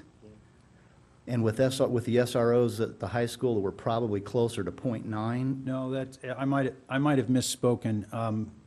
Lake Elsinore is at .81, but if you count their school resource officers, you're actually bumping up closer to 9.9. And is it your experience generally, though, that the SROs are paid for by the city, or are they paid for by the school districts? Almost always, they're paid for by the school district. And to clarify what I said for Menifee, if you count me as a sworn employee employed by your police department, your police service staffing ratio is .58. If you count a school resource officer that is employed by the Paris Union High School District who splits his time between Heritage High School and Paloma High School, therefore meeting a police service demand within the city limits, your sworn officer staffing rate rises to .58, but still well below your neighbors. Okay, thank you for clarifying that, because our staff report did say .58, and I thought you misspoke. And I wanted to just make sure we clarified that for the benefit of the public. 0.58 according to the staff report and confirmed by Captain Ford. So that was really the only thing I wanted to clarify, was that one, to make sure that we're talking the same thing. Okay. Yeah, absolutely. Yeah. Anything else you'd like to share at this point? I would like to say that I sat out in the lobby listening to our city manager's report, and Mr. Johnson very succinctly stated and very clearly stated a revenue problem. I represent one of the biggest problems in the room, in the sense that I'm eating a lot of that revenue, the service I provide. I would like to assure you that we are delivering the most cost-effective service we possibly can, and that you as a council have made a wise investment in contracting for police service, and you're also wise in evaluating a JPA, and considering and challenging me on how much it takes to spend money. But I want to make sure you understand I'm a partner with you in this, and that as we move forward, and if it's time to share this message with the community, you can count on me to be standing with you out there and clearly explaining the revenue problem, and just how much and just how effective city staff and the police department are, but that we need the community's help to address this problem. Thank you, Captain Ford. Thank you, Captain Ford. Sorry, I don't mean to belabor the point, but speaking for myself only, I understand what you're saying right there. I mean, dollars and cents aside, you took a sworn oath to uphold, the public safety of this community, and all money aside, I understand where you're coming from. You are a partner with us. Thank you. Thanks. So we have no public commenters on this tonight? Mayor, Yeah. could you ask if there's anyone in the audience that might like to? I'm not going to, because this is not a public hearing, but I would do so next meeting should the council give direction to staff to bring something back. Okay. So what I'd like to suggest is, let's take care of the low-hanging fruit on staff's recommendation, and let's decide on number 3. I think that is the easiest thing that we can all agree on. Does anybody have an objection if we take that as a separate motion? Can we discuss what the Public Safety Committee is going to look at? Is it going to be the sum of that $50,000 employee and try and go through it? No. Or is the Public Safety Committee going to start putting out some of that information in lieu of the $50,000, or exactly what are they going to do? I think, I guess what I'm looking at is, from my perspective, I would like the Public Safety Committee to continue doing what it's doing by staying engaged, already doing this. They've been involved in the development of all this data and the reports, and they've met on it. I'm not so sure we actually need to give direction to staff to have the Public Safety Committee continue to engage, because I think that's what the Public Safety Committee should be doing. Yeah, I agree. Agreed, and I'd welcome the challenge, so I'd make that motion. Let's see. What I think, and correct me if I'm wrong, Rob, is that he wanted to turn it over to the Public Safety Committee to determine whether or not there should be kind of a strike force to go out and take surveys with who would do that, would it be the Buzz, or would it be the Menifee Matters, or would it be the Press Enterprise, or whatever, and then come back by a date certain, probably by November the 6th, I think, and correct me if I'm wrong, Rob, to give guidance to the council on that. But I don't know what, Rob, can you? Can you clarify that? I'll withdraw my motion just so we can continue discussion. Thank you, Mayor Pro Tem, members of council, Mr. Mayor. So you're free to obviously take the recommendations as you want and pull them apart and create new recommendations. The recommendation that I have, it kind of goes together. So not only would it authorize me as a city manager to engage somebody for a particular amount, but it would then connect me and the consultant to the Public Safety Committee to provide that feedback, create that package, and bring that back to the council. So if you want to take them separately, it's your pleasure to do so. But that's kind of how the recommendation came forward. So if you want to take those pieces out of order, it's purely up to you. I welcome the discussion and the direction, and obviously I'm here to make sure that this comes back in the fashion that you would like it to. I think to clarify my point then is just a standpoint of whatever it is, and if the council decides to embark upon a ballot measure on whatever date, we're all going to be engaging in the public, I can guarantee it, and not just the Public Safety Committee. So maybe it was just a misunderstanding on my part. I don't have a problem with number 3 at all. And so I think it kind of goes without saying in terms of the role and responsibility of the Public Safety Committee. So if you need a motion, then we'll keep on a motion, but I do have 2 other lights on this matter. Okay, Ms. Sobek? Yeah, I just, can I ask something to our city manager? If we give you authorization to engage a consultant, which you need, do we approve the amount? Do we have an opportunity to approve or deny the amount? Will they make a presentation to us and let us know what they're offering? So I didn't choose to go that route, because if I go out and I engage somebody and I get a contract and I bring them back, again, that would, to me, that's taking a lot of time away from actual working on the project. So the way I had it structured was that you would be authorizing a dollar amount for me to engage a consultant that would immediately begin working with the Public Safety Committee to formulate a plan to bring back to council. So if you'd like to do it where you give me authorization to engage a consultant, I already have that authority to go do that. And so if that's your pleasure, then I would go engage that person. We'd spend a lot of time drafting a contract and a scope of work, and then those people would come back here and make a presentation, and you'd either like it or not like it, and then we'd move forward. So I'm trying to cut down that specifically, and I'm not trying to be short or rude, but timing is of the essence. If we're going to move on this for a potential November 2016 measure of some kind, there's a lot of work that needs to go into this immediately. And that's why I structured it in the way I did on the recommendation. So that's a lot of money to spend.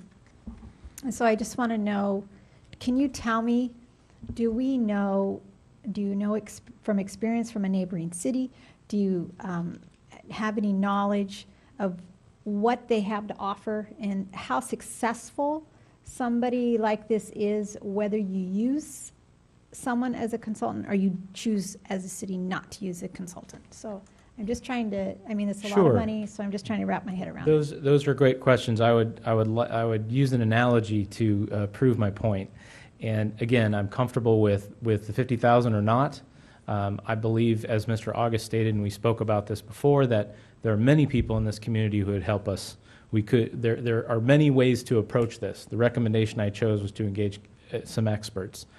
The reason why I went that route was not only to give the council cover and protection and comfort level that we're going to engage an expert, but also to give you cover for me. So if you believe in everything that I've put forward today and everything that Captain Ford has said and the answers that we provided, we might not need to go get an expert. You might assume that I'm the expert and that Captain Ford's the expert and that our Public Safety Committee is the expert and that the people in the audience are the experts. Typically, my role for you is to engage a consultant that's an expert, that's kind of outside our area, that can look in and say, does the city manager know what he's talking about? and then provide a study that shows that either I know what I'm talking about or I don't, and we come to present it back to you. So it was to give council some comfort, some cover. There is a way to do it without engaging in a type of a consultant. Do I know consultants that do this? Yes. Are they working in our area, in our region, to do the same exact thing? Yes. Do I know what their success rate is? No, I don't. Okay. I know, Go ahead, sir. I know with certainty that Canyon Lake spent $30,000 on their consultant in preparation for their successful utility user tax last November. So it's in the ballpark. And so, the other way you could do it, and I'm not necessarily objecting to this right now as presented, but the other way that you could have done it was to just go out and let a contract at your level at 25K, and then as it approaches the limit or exceed, or getting ready to exceed, you could just bring it back on consent, and we could increase the authority. However you want to do it, I'll support what you want to do on that. Did you have another comment, Mr. August, or can I call upon Mr. Leesmeyer? No, Leesmeyer. Okay. Yes, sir. So, right back to the nuts and bolts. The beginning of your presentation, you talked about a staff need, and that's why I recognize the $50,000. You got staff doing double duty, and like I said before, you don't have the resources to put on this, and you said yourself it needs to happen quickly. I think that, as elected officials, our biggest responsibility to the people is public safety. Followed quickly behind is the financial, the fiscal responsibility of the city. In this situation, they go hand in hand. We have a delta that is increasing because of the rising cost in public safety. I think it would be irresponsible of us to assume that we're going to see the VLF, the KPMG audit. We got to think back. That audit was for the county to figure out how the county was going to save money. If the county is going to save money, I got to believe responsibly that it's going to come at a cost to us. So I can't assume that KPMG report is going to help us. The RFP, that's going to bring us a lot of data that's going to help us substantiate some of these numbers and help us analyze what our needs are. There's a couple things in there that you mentioned that scare me about where we're headed as this delta could increase. A large part of what you talked about there, the 20% of our budget comes from development fees. I'm not comfortable with 20% of our general fund revenue riding on market volatility. If the housing market takes a dump, we are going to lose that money. It's another $5 million. We're going to lose the county augmentation in 2018. That's another $1 million. That is a huge delta that could increase exponentially in the next 2 or 3 years. This $50,000 to me, as I explained to John almost a year ago, quantifies the outreach that needs to happen in this community. When I walked neighborhoods for election, a lot of people didn't know that we contracted with Riverside County Sheriff. They thought that we had our own police department. And as we've always said, they do a great job with the resources that they have available to them based on the budget we can provide them. But it's just not enough. I mean, Lisa mentioned some of the numbers that are increasing. The community outreach is very important. We have a high propensity of conservative voters in this city that are not going to be very happy about increasing taxes. And I think we need to paint a very crystal clear picture to the voters as soon as possible for them to understand the dilemma that we're in. They gave us, they elected us to make these decisions, but this is, we need to ask them what is important to the city. At the end of it, I'm in favor of everything you proposed here. The mayor said himself, we need to do this as quickly as we need it. You painted a very clear picture of where we're headed, and we need to make a decision. So I'm in favor of what you proposed. You know, I like the different ideas you brought. A couple of them, you know, as we said before, the CFD tax, that's not totally fair to all the residents because it's only going to be a tax on the new houses. From an existing resident standpoint, it makes a lot of sense. It's like, hey, great, I'm not paying any more taxes, but all these new people that are moving to the city are. But I don't think that solves the problem because that, again, rides on the market. If the market stops, we still have that delta increasing. The sales tax, I think, is very creative. It not only hits the residents of our city when they shop in our city, it also hits everybody that goes through our city. We have a lot of traffic. I mean, Newport Road is going to be screaming with cars when that bridge is done. And that's a lot more sales tax revenue that could be generated from gas taxes. And as that shopping center comes online, you mentioned, you know, earlier your numbers there didn't even factor in new development we have. I mean, we got a movie theater, we got all these things that are coming to our city. There's a ton of money out there that we need to go capture. So, you know, in closing, like I said, I'm all in favor for this. This is great. I really appreciate the report. You know, I appreciate Captain Ford coming up here and putting his neck out. I didn't think he was gonna stand up there and take a slapping, but he did a good job. So thank you. Mr. Denver? Since we're talking a little bit about our opinions of the taxes, I'm not in favor of the sales tax, and I'm going to vote no on that unless Temecula or some of the other cities around us do that first. If we're the only, if our sales tax is larger than the other cities, that is a very negative for us, and it causes people to, although I don't know how many or any consequential number, but they'll be going just outside of our city to purchase things, at least on large things. It causes problems with large purchases like cars. The other thing I want to say is that I'm very much against a tax on new homes. That isn't enough money. And this next recession's coming in 12 months, 18 months, 24, no more.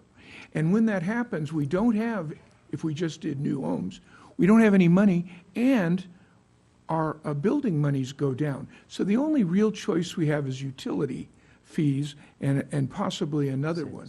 And or if other cities come in with a sales tax where we're just meeting them, I would be willing to talk about that.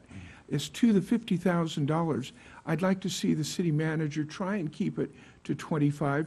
If he has to go over that, I think that the logic would be is that we give the mayor permission to go above the 25 at his discretion and let this thing get done. Because really what we got to do, this is the way it's got to go.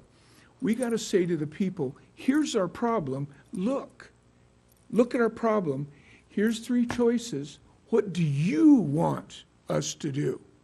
Because they have to vote. We don't decide. We keep talking about we're going to decide. We're not going to decide. They're going to decide. So the money should be spent giving them the information. Then it's simply a matter of saying, what do you want to do? And if we decide to do a utility tax or something like that, I'm going to propose that the city does no promotion of it at all. All we do is put out the information clearly, and then we let them decide. If they don't want to have the police and they want us to drop to 0.3, this is their community, so be it. That's my opinion. Education. Mr. August and then Ms. Sobek. Thank you, Mayor. It sounds to me, let me see if I can kind of speed this up a little bit for us, Mayor, and maybe I'm wrong. Are but- you going to be making the motion at the end of your remarks? Because I have 2 things to share before you do that. No, I'm going to suggest a motion, and what I'm going to, I get the feeling that there probably can be a motion and a vote tonight on number 3. I will be, and again, I understand where you guys are coming from. You make good points. I can't vote for that. I won't, but it'll probably still pass from what I'm hearing. And then, following that, I would recommend in a motion that all the options that were presented tonight in the report, the staff, we can direct staff to put them in the form that they need to be in form of a resolution or an ordinance, bring them back to the next council meeting. I would hope that we could do it at the next council meeting if staff can do it, and we would take a vote at that time on none of them, or more than one, or whatever. And that would be my recommendation, that would be my motion, but I'm not making it now. Okay. Okay. Ms. Sobek? Thank you. Councilmember Denver, I did bring tonight, and I had copies made for all of us in case the question did come up about the sales tax rate, all in the surrounding cities. So our clerk does have that, because I was interested in that as well, to make sure we're not the highest, but yet we're in the ballpark as other surrounding cities. I think you'll find this informative. So I believe that, but I do disagree that I think we really need to educate our community. I do want them to have that vote. I believe that we should not put all our eggs in one basket. I think maybe a CFD on new housing would be a good way to go. Lake Elsinore is the #1 fastest growing city in Riverside County. And they have 2 public safety CFDs that they instigated, and that they're just building houses like crazy. It's not kept the builders out. Like I said, they're #1 in the county. If Councilmember Leesmeyer is good with the recommendations, I'm good with the recommendations to give staff the tools that they need to educate the community and to help us make sure that we have the things that we need to be kept safe, and the services that we need. I talked to people in the audience tonight before we started. They're complaining about their potholes and this and that, and they're just, those services will keep getting taken away little bit by little bit if we don't do something. So if this is a recommendation and Councilmember Leesmeyer is good for it, I'm good on it too. Thank you for providing this information. It'll be helpful for our subsequent meeting. What's conspicuously absent from the handout, though, is there are no Riverside County cities listed whatsoever. Yes, they're at the top, Where are they at? in the front. Oh, you mean the ones that are highlighted in yellow? Okay, so it's, Yeah. it's all other cities are 8, and these 3 are 9? Yes. Okay. Okay, All right, so that's helpful. Temecula, Murrieta, But all it doesn't 8. tell us which cities are proposing a sales tax, which I know there's some around us that are looking at that on the ballot. And that would be helpful to know in the survey that's done. So I'm going to support my colleague's direction to staff, whatever it may be, at this juncture tonight. I just want to, a couple moments ago, Mr. Leesmeyer made really several good points, one of which, the only one I slightly disagreed with, was the KPMG comment, because the KPMG report to the county, if it results in a hourly rate decrease from the current $160.22, because the county has captured efficiencies either through the sale of existing facilities, remodeling, retooling operations, how they deploy officers, how they recruit, hire, train, et cetera, the whole gamut, then if there's a reduction in the hourly rate, then it absolutely would benefit us. Secondarily, I'll tell you what, I'm not gonna, I need to marinate on the next meeting, however it's gonna be played out, because I recall back in an incorporation debate back in August of 2000 and, April of 2008 at Paloma Valley High School, all 21 potential council candidates were present. Supervisor Stone moderated that event at the time, and he asked the question, will you take a no new tax pledge as a council member? And 19 of the 21 candidates said, yes, I will not increase taxes. The only 2 that didn't say that were Mr. Edgerton and Planning Commissioner Thomas. Of course, none of us made those predictions at the time, thinking that Governor Brown or any governor would change the funding formula for the incorporating cities and actually take away those funds that we were promised upon incorporation. So the path is clear. For me, I think we need to discuss if someone's going to make a motion about direction to staff, I would appreciate not only the options that are contained in the staff report, but frankly, I'd like another option other than November for several reasons. If you saw the Secretary of State's press release today, there are going to be over 20 ballot propositions statewide, and his staff is busy preparing what they estimate to be a 250-page voter guide. And my concern would be that a Menifee ballot measure is buried at the bottom of that, and with the anti-sentiment that's out there right now and all those other statewide initiatives that are going to increase taxes and fees, combined with the Menifee School District contemplating another school bond measure this November, I think we really have to have some options, at least for discussion, what the timing of this ballot measure may be. If that motion could be, or at least maybe, if I've articulated that position, maybe the staff, you guys can just bring it back. Lastly, Madam Clerk and City Attorney, could you kind of, I think I know what the answer is. What is our drop-dead date that we would need to give to the Registrar of Voters in the form of an ordinance in order for a ballot measure to be on November 8, 2016 general election? Thank you for the question, Mayor. The drop-dead date is 88 days before the election, which is, this year, is August 12th of 2016. Okay, so if we were to just hypothetically act at the next council meeting on anything, Dark in July. and we're dark in July, that's a good point, that's another issue. We would have to act swiftly, more swiftly than perhaps we would like to put something up on November, which is also an argument for having another option. And so, correct me if I'm wrong, but we have to do a public hearing notice, which is 45 days from the day we make a decision to do this.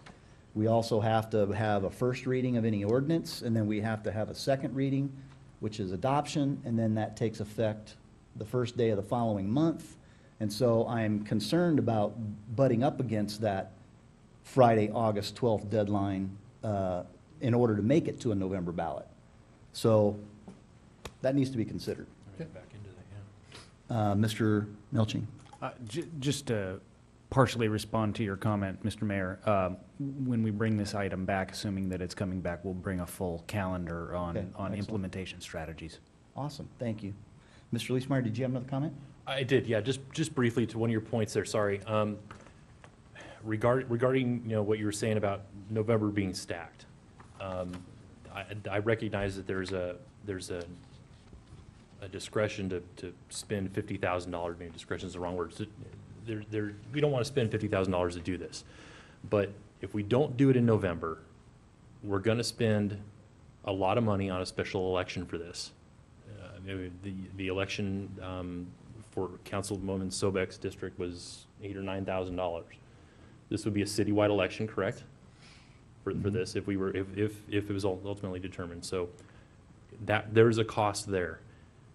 The voter turnout being a presidential election, to me, speaks to some transparency, because a lot more people are going to see this, and they're going to want to know what's going on. And that's why I think that this $50,000, and I agree with what you're saying, it's $25,000 and he comes back and takes more bites at the apple. That might make more sense, but we absolutely have got to spend the effort on the community outreach and paint that picture. My concern about postponing this after November is people are going to be tired of seeing taxes after November. If we try to take another bite of the apple in March or June or whenever, I wouldn't blame anybody for voting no, because, after that, it's like, are you kidding me? Another one? I think the right thing to do is to get this out in November, and if it fails, then we do it again, because we're not going to be in a better position in a year. So I agree that whatever community outreach effort a consultant that Mr. Johnson would hire, there's got to be some polling on this to get a pulse of the city, because, well, for all of the reasons that you have all already mentioned, and I think I hear the horse baying on Mr. Croy's ranch from here.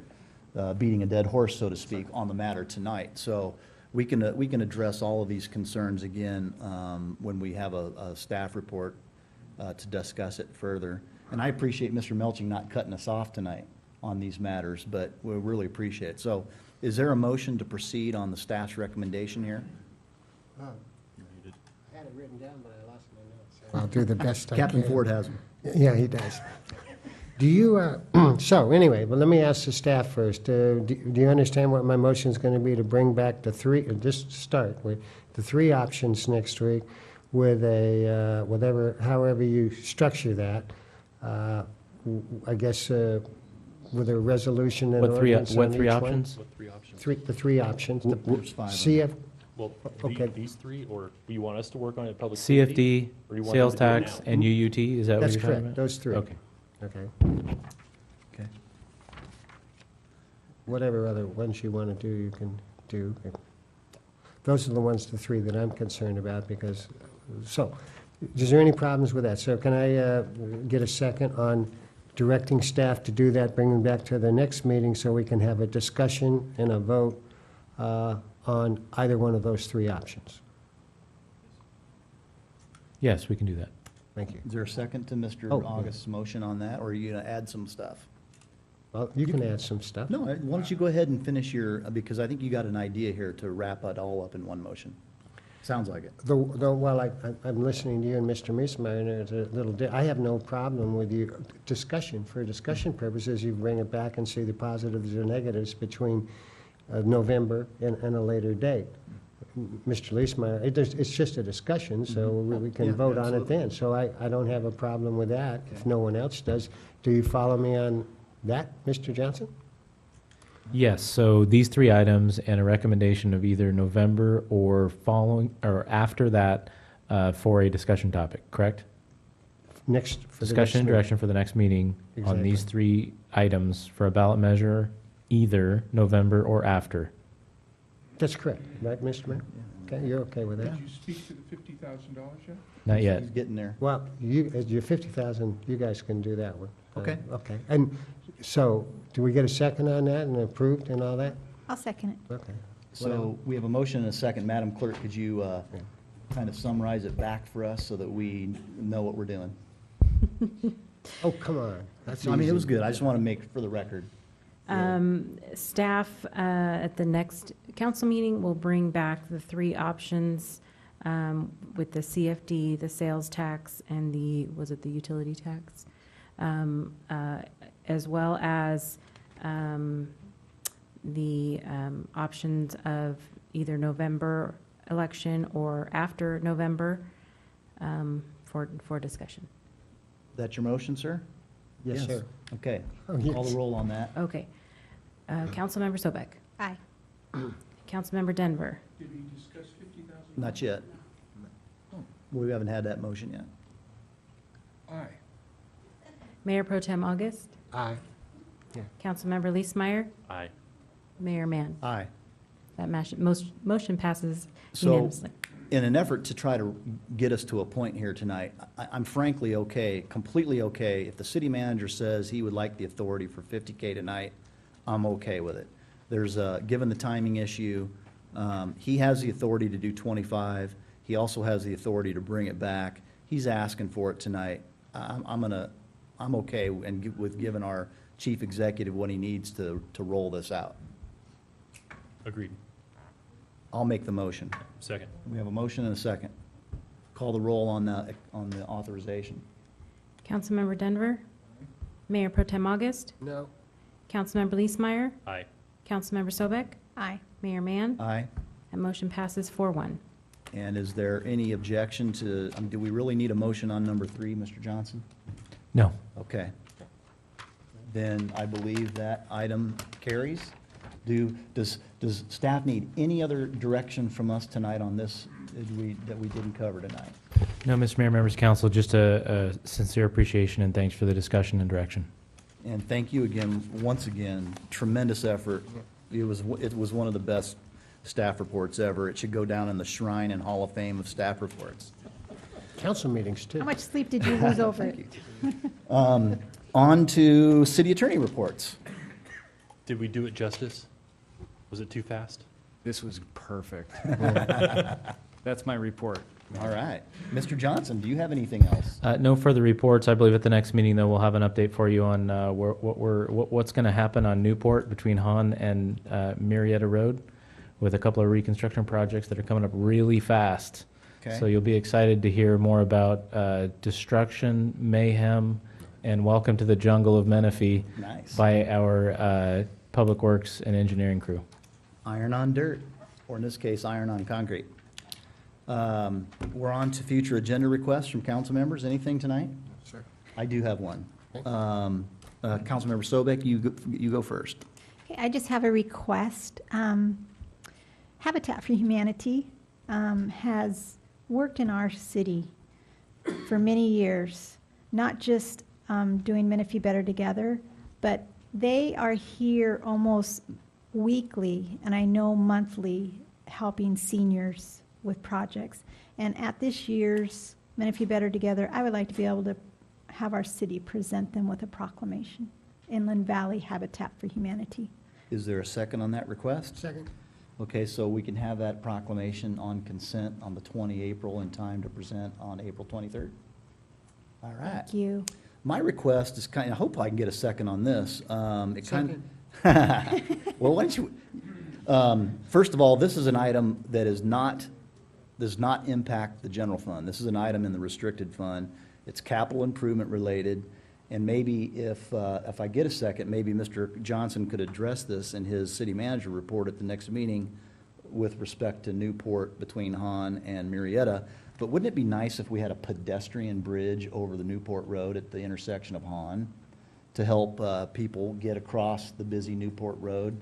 And I think that if we could explore the idea of adding that project into our capital improvement plan, I think we should at least discuss it. And maybe Mr. Johnson can figure out a couple creative ways to make it happen and fund it. And I'd like to get a second on that request. I would second that. All right, Can I make a comment? of course. I think it's a wonderful idea, Mayor, and the people from Sun City that have the bridge over the Bradley Creek to come down and walk the pedestrian bridge down at the plaza, I think it would be wonderful for them, Yeah, absolutely. I agree. as long as they can get over the river on Salt Creek. on We'll add a Bradley Road. we'll add a golf cart lane on the bridge. How's Okay, that? yeah. So, backup discussion on that. I welcome that discussion greatly because one of the things I've talked to Jonathan about several times is the pedestrian crosswalk in front of the Case and Acero Center.